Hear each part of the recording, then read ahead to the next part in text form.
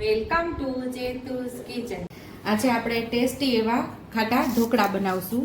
એકદમ ઇન્સ્ટન્ટ બની જાય તેવા ઢોકળા। આપણે ઢોકળાનું પ્રીમિક્સ લીધું છે। આપણે અગાઉ ઢોકળાનું પ્રીમિક્સની રેસીપી મૂકેલી છે, એ જ આપણે પ્રીમિક્સ અહીંયા લીધું છે 1 વાટકી ભરીને, અને 1 વાટકી ભરીને સામે રવો ઉમેરશું।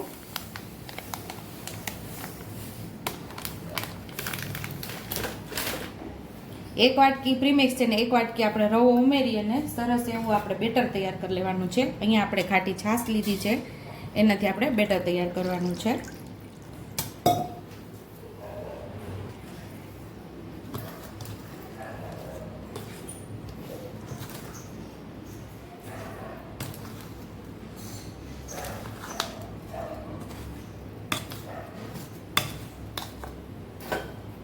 एक वाटकी हजी उमेरी है, આપણે બીજી વાટકી ઉમેરશું છાશની।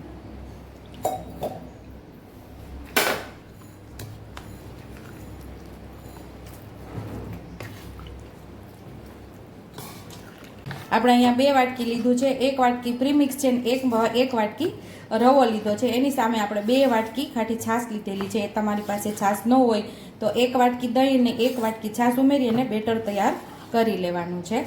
તો હવે આને આપણે અડધી કલાક રેસ્ટ થવા દઈશું। અને અહીંયા આપણે 10 થી 12 કળી લસણની લીધી છે, 1 મરચું સુધા લીધું છે અને 1 ઇંચ આદુનો ટુકડો છે, એની આપણે પેસ્ટ તૈયાર કરવાની છે। પણ આ આપણું બેટર બનાવ્યું છે એને અડધી કલાક આપણે રેસ્ટ થવા રાખી દઈશું।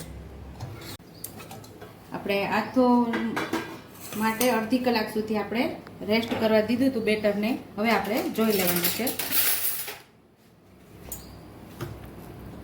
અડધી કલાકથી આપણું બેટર રેસ્ટ કરતું હતું। હવે આપણે એને મિક્સ કરી લઈશું। અહીંયા આપણે આદુ મરચાં અને લસણની પેસ્ટ તૈયાર કરી લીધી છે, એ પણ આપણે આમાં ઉમેરી દઈશું। સ્વાદ મુજબ આપણે મીઠું ઉમેરશું।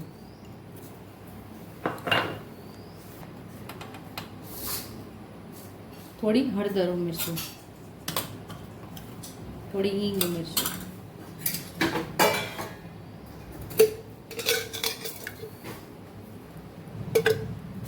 2 ચમચી જેટલું તેલ ઉમેરશું।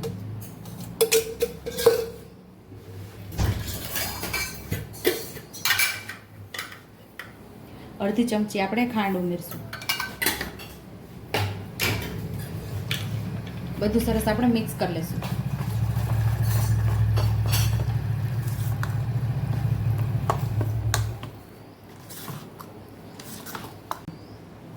હવે 1 પાઉચ આખું ઈનોનું ઉમેરી દઈશું। તમારી પાસે ઈનો ન હોય તો મીઠા સોડા પણ ચાલે, જે ભજીયાના સોડા હોય છે ને, 2 ચમચી જેટલું પાણી ઉમેરીને ઈનાને આપણે એક્ટિવેટ કરી લઈશું।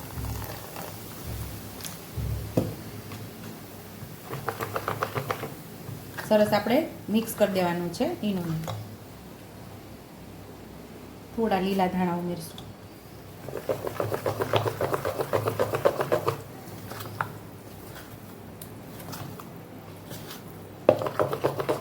આની અંદર તમે વેજીટેબલ પણ ઉમેરી શકો છો, દૂધી, ગાજર, પાલક, મેથી, ગમે તે ઉમેરી શકો, તમારા ટેસ્ટ મુજબ ઉમેરી શકો છો।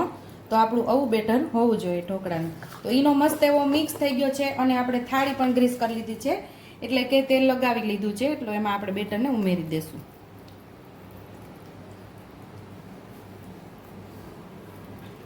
સેમ એ જ રીતે 2 થાળીની અંદર આપણે બેટરને ઉમેરી દેવાનું છે। ઉપરથી થોડું આપણે લાલ મરચું સ્પ્રિંકલ કરી દઈશું બંને ડીશમાં। હવે આપણે એને સ્ટીમ થવા રાખી દઈશું। થોડી વાર પહેલા મેં આની અંદર પાણી મૂકીને આપણું સ્ટીમરને ગરમ કરી લીધું છે।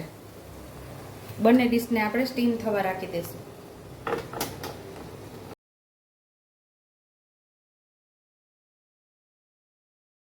પંદર થી 20 મિનિટ આપણે આને સ્ટીમ થવા દઈશું।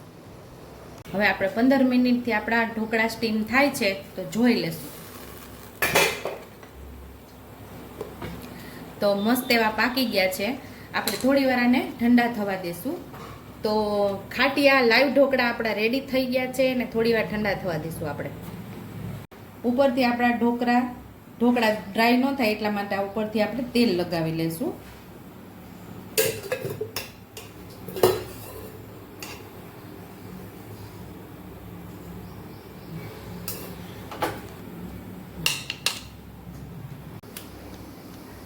આવી રીતે આડા ને ઊભા આપણે કાપા કરી લેશું. લસણવાળી ચટણી સાથે ખાવાની ખૂબ જ મજા આવે છે. લસણવાળી ચટણીની રેસીપી આપણી ચેનલ ઉપર તમને મળી જશે.